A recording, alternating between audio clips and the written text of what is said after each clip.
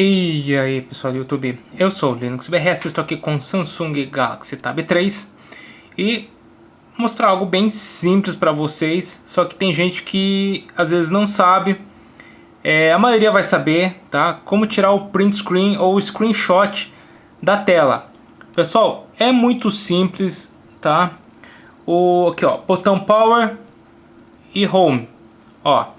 Vamos apertar, aperta os dois ao mesmo tempo, botão Power e Home, ó. Tirou a foto, de novo. Vamos mudar aqui, ó.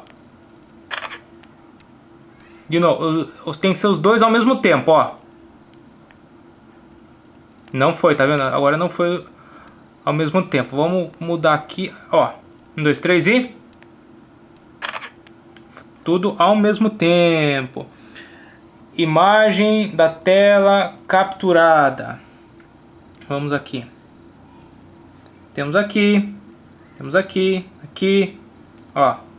Tudo tela capturada, tá vendo? Ah, mas como que você sabe? Ó, ó lá, tá vendo? Ó, tela capturada. Tela capturada. Mas aí, fica guardado onde, Linux? Vamos lá, pessoal. Vamos na galeria. Se a gente acha aqui a galeria, tá aqui a galeria. Aqui ó, screenshots aqui ó, screenshots 4, tá aqui ó, das telas que acabamos de tirar. As 4 telas aqui. Tá isso, pessoal. Home e o liga e desliga ao mesmo tempo. É pra, olha, acabei desligando aqui. É pra ele tirar aí o print screen da tela para vocês. Tá ok, pessoal? Então é isso, é uma dica simples, prática para quem às vezes tá numa parte do jogo, quer tirar um print screen de um recorde que fez.